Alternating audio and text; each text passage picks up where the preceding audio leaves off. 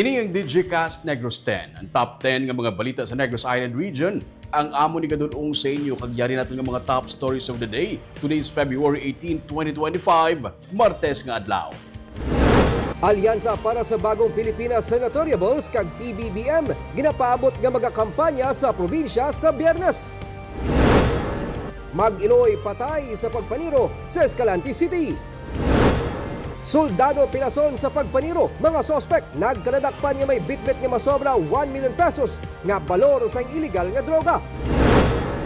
Negros Occidental PNP hindi magtugot sa pabulang sa barangay, magluwas na lang kung may permit gikan sa LGU.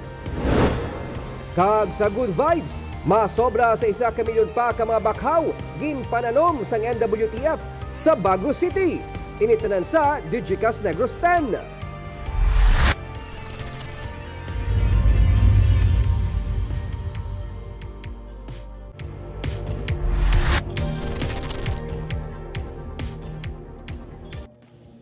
Sa number 10, Negros Occidental Police Provincial Office hindi na magpahanugot sa mga bulang sa mga barangay. Magluwas na lang kung mayara sang permit gikan sa LGU. May report si Nico Delfin.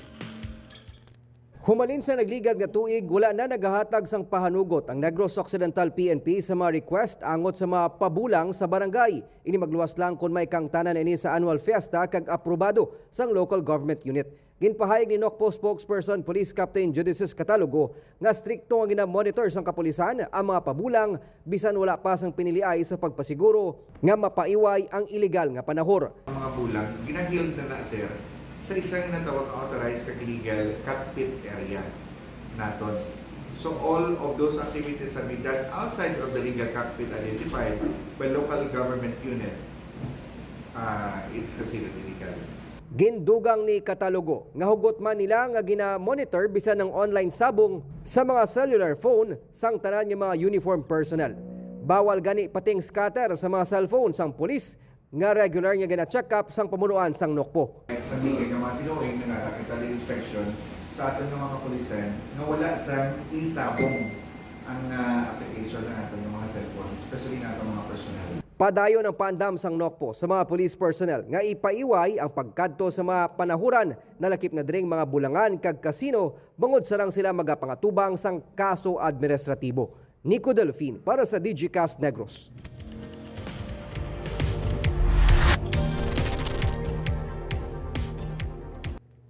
Sa number 9, may isa ka banwa sa Negros Occidental nga tubtub sa karon gina-assess sa gihapon kung malamang kabahin sa mga areas of concern sa maabot nga piniliay. So, pinipay po natin Sa Provincial Joint Security Control Center nga pagsapol kaina para sa PNP nagapabilin nga green sa green category ang mga banwa kang syudad sa Negros Occidental. Nagakasayuran nga wala sang security concerns so kung generally peaceful ang mga lugar. Pero suno sa kay Attorney Lionel Marco Castellano, ang Regional Director ng COMELEC, may isa ka banwa nga gina-identify ang militar nga mahimo mangin area of concern bangod sang insurgency. Dugang pa ni Castellano, may local issue ang lugar nga ginasakyan man sa rebelding grupo. Talakayon pa iniliwat sa militar kag PNP. Patag ni Castellano, may pagbago sa mga assessment sa lugar. Kaangay na lamang sa natabo sa La Libertad sa Negros Oriental nga una nga assessment sang PJSCC yara sa yellow category o galing may ginsunog ang mga equipment sinilamang rebelding NPA mahimo nga may pagkambyo sa category sini. There are certain developments in a certain municipality. If needed, we might change the color of the category of that particular municipality. Anyways, I have given my guidance that if ever it should be related to election. Tulad ng halimbawa doon sa Negros Oriental, La Libertad, sa initial na binigay ng PGCC is yellow. Isa lang ang red namin doon, ang Giholngan. Orange yung Basay because of what happened in the past elections. Pero biglang may sinunog doon na equipments ang CTG and allegedly linked to a particular candidate politician. So yun, pwedeng magbago din into red category yung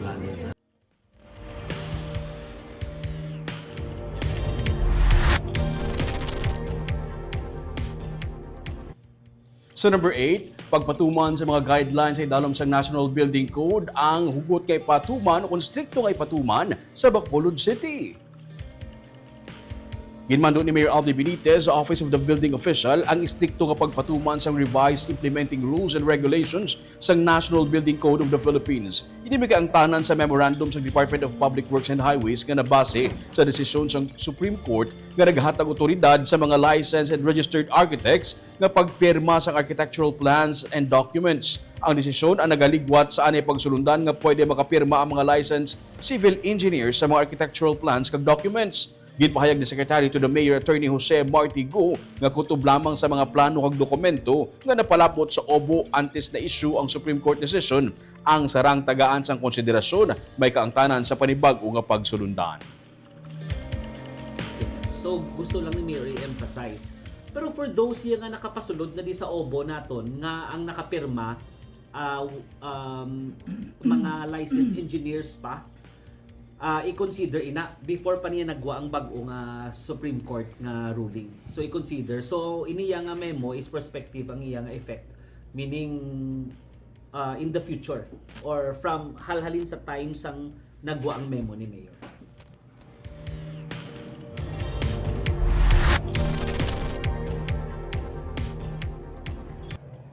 Sa number 7, masobra sa 2.5 billion pesos nga balon sa illegal nga droga nakuha sa back-to-back operation sa Bacolod City Police Office.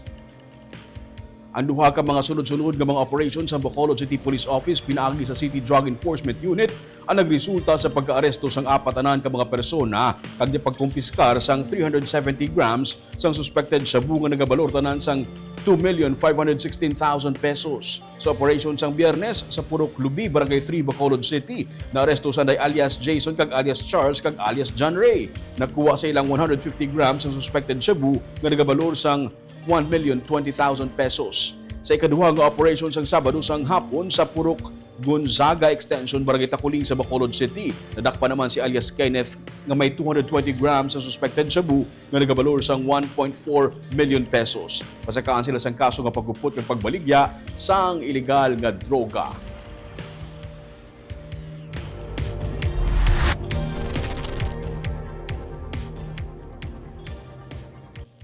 Sa number 6, isa ka army ang pilason sa isa ka shooting incident sa San Carlos City. Gilayo naman nga nadakpan ang mga suspect pero pinakuha sa ila nga masobra sa 1 milyon ka pesos nga balor sang suspected shabu. Pila ka minutos matapos nga matiruhan ang katapos ng Philippine Army nga si Sergeant Alfort Tito, giliyon man nga nadakpan sa kapulisan ang nagtiro sa iya. Si Tito, mabakalang kuntani sang iyang maintenance medicine sa San Carlos City proper, sang matiruhan sa Sitio Takas, Barangay Palampas, San Carlos City kahapon sang udto. Sa hot pursuit operation, nadakpan ang duha ka mga sospek nga ginkilala nga Sanday Jobert Gimarangan kag Alfie Raganas, parehong nga residente sang Banwa sang Calatrava. Suno kay Negros Occidental Police Provincial Director, Police Colonel Reynero de Chavez, yara na sa estable nga kondisyon ang soldado. Kinahibalo pa nila kung ano gid ang motibo sa pagpaniro. Na-recover sa mga sospek ang 162.67 grams ang suspected shabu nga nagabalor sang 1,106,000 pesos. 2.47 grams ang suspected marijuana, 3 ka mga empty shells sa 45 caliber pistol, 24 ka mga 45 caliber live ammunitions, 1 ka granada kag pila pa ka mga non-drug items. Ginalantaw naman nga personal nga kaakig ang motibo sa pagpaniro sa biktima. Nagapalay ng investigasyon sa San Carlos City Police Station sa amo nga insidente.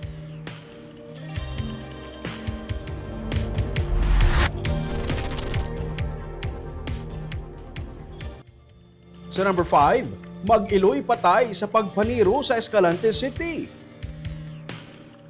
Patay ang iloy nga si Estelita Lobaton, 81 anyos, kag iya sini anak nga si Virgilio, matapos kagin pangtiro sang wala pa makilalaan nga gunman sa sitio Lower Lauyan, Barangay Janay, Escalante City, Sabado sang gabi. Nagwa sa pagpangusisa sang Escalante PNP nga gikan sa ilimnan ang mga biktima sang kagpapauli na ginpangtiro sang wala pa makilalaan nga persona sa madulom nga bahin sang katubuhan. Pila sa tiyan, tugas ang igo sang bala sa pusi na ginagom ni Estelita kag nag-angko naman sa mga pilas sa nagkaninain nga bahin sang iyang lawas si Virgilio, resulta sang iyang kamatayon. Gisiling ni NOCPO Director Police Colonel Reynero de Chavez, may mga natumod na mga persons of interest sa krimen pero nagaparay ng ilang pagpangusisa sa posibleng motibo sa mga nagpalagyo nga mga gunmen. Ginugang ni Chavez nga ang biktima nga si Virgilio ang nakaagi na anay bilanggo. Nakuha sa crime scene ang pila ka mga slug kag bala sang wala pa matungod nga kalibre sang pusil. Yung possible motive, no? Kasi marami kasing lumalabas ng motibo eh. Kasi keso yung victim, sa dating nakulong, yung mga ganun na lumalabas na medyo magulo, doon sa ero. Yun yung tinitingnan natin ng mga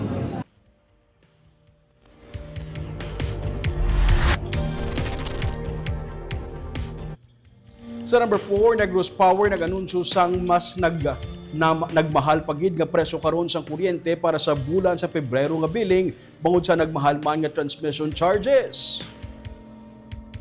May dugang nga 45 centavos per kilowatt hour ang kuryente sang Negros Power. Buot silingon, mangin 12 pesos and 15 centavos per kilowatt hour ang bayaran sa residential consumers subong nga Pebrero bangod sa pagsaka sa transmission charges nga resulta sang dugang nga ancillary service charges. Ini ang ginanunsyo sang distribution utility. Nagsaka gidman ang universal charges nga ginaprubahan man sang Energy Regulatory Commission sa dugang nga missionary electrification kag renewable energy development cash incentive. Magapatuman man ang Negros Power sang real property tax kag business tax recovery bilang kabahin sa pagsunod sa mga regulasyon. Patag sa management, wala sang saka sa distribution charges. Nagapabilin ini sa 1 pesos and then 18 o kung 1 peso and 18 centavos per kilowatt hour nga amo lang gid ang nagakadto sa Negros Power bilang distribution utility.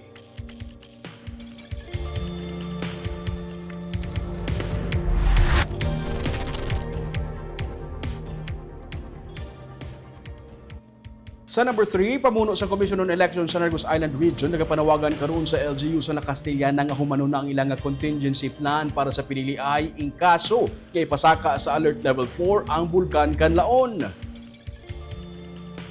Ang banwa na lamang sa Castellana ang wala pa makahuman sa contingency plan nga nagaunod sang pag-identify sa mga voting centers nga sa layluhan in kaso nga magsaka sa Alert Level 4 ang Bulkan.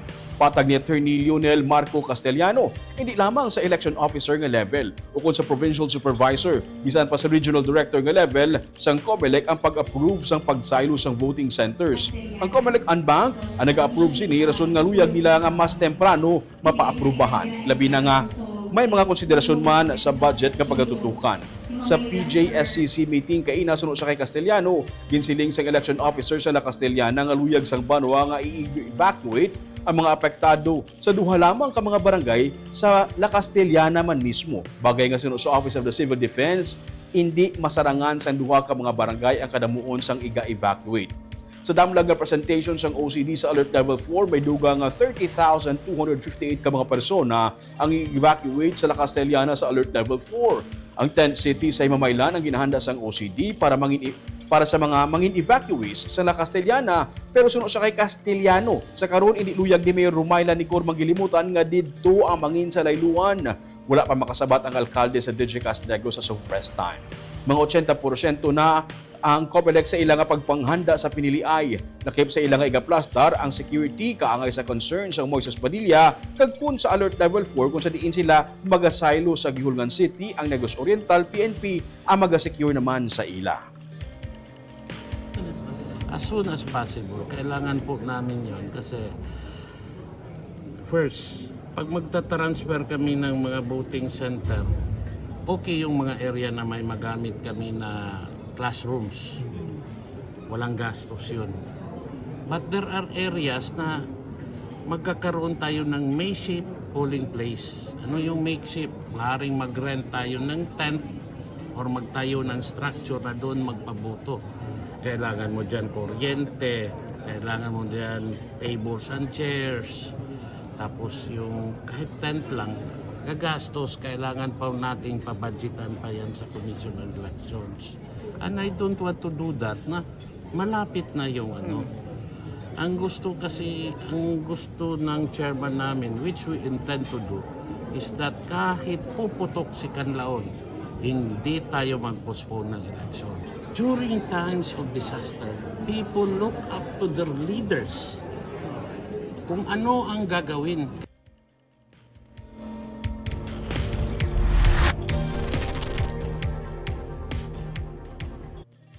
Sa number 2, padayon ang clearing sa 3 ka mga site sa San Carlos City nga ginalantaw mangin sa dayluhan sa mga evacuees gikan sa Canlaon City. Sunod sa kay Mayor Renato Gustilo, may area sa Barangay Kudkod nga ginalantaw mahimo mangin temporary shelter. May isa pagid ka site sa Barangay Prosperidad ug may isa pagid sa Barangay Rizal. Sunod kay Mayor Gustilo, ini nga mga lugar ang ginalantaw nila para sa mga evacuees sa Canlaon City. Damlag pa, ginsiling sang Office of the Civil Defense nga sila ang magapadala sang 300 ka mga tent sa San Carlos City.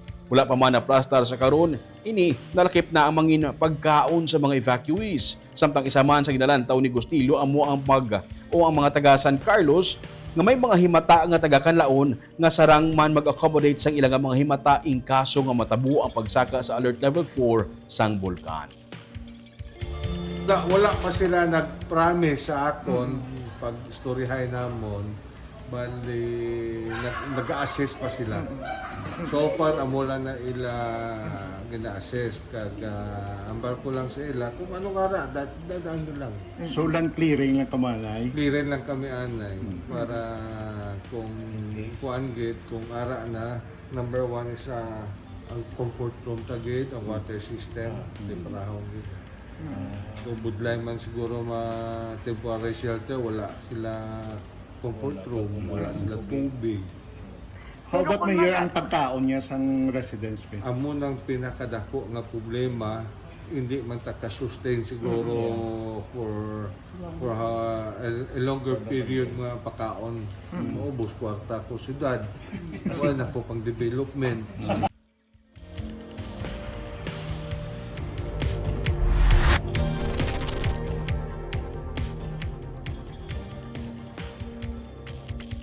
Kag sa numero 1 sa mga balita, subong adlaw. President Ferdinand Marcos Jr. upod ang mga senatorial vote sa idalom sa iyang partido. Natalana nga mag-abot sa Negros Occidental sa Biyernes nga adlaw para sa ilang kampanya. May report si Nico Delfin. Sa bayno nga sa Bacolod sa Victoria City, magalunsar sang campaign sortie ang mga senatorial candidates nga ginapaabot pagaupdan ni Presidente Ferdinand Marcos Jr. sa Biyernes. Ginpahayag ni Councilor Al Victor Espino nga ginapaabot pa man nila kuntani ang masobra 30,000 ka mga magatambong sa Paglaom Sports Complex. Pero ginatanaw nga mangin maulanon ang Biyernes sang hapon sa Bacolod. Amo nga sa Victorias ang mangin venue sang proclamation rally sang Alyansa para sa Bagong Pilipinas. Most likely the presidential visit will be in Victorias. Kaya ito nga ang projection, there will be a 75% chance of rain. So most likely the presidential visit will be hosted by the City of Victorias and Mayor Habib. Nalakip sa mga re-electionist kag returnee sa idalom sang presidential banner ang mga senatorial candidates nga sanday Senator Amy Marcos, anay Senate President Vicente Soto III, re-electionist Senator Lito Lapid, Panfilo Lacson, Bong Revilla, Pia Cayetano, Francis Tolentino, kag boxing legend nga si Manny Pacquiao. Dugang sa senatorial slate sanday Makati City Mayor Abby Binay, ACT-CIS Representative Erwin Tulfo, Deputy Speaker kag Las Piñas City Representative Camille Villar, kag DILG Chief Benher Abalos III. Ginahanda na sa pumunuan sang Negros Occidental Police Provincial Office ang security plan kag deployment sang police personnel nga magapasiguro sang seguridad sa nagahilapit nga rally. Nico Delfin para sa Digicast Negros.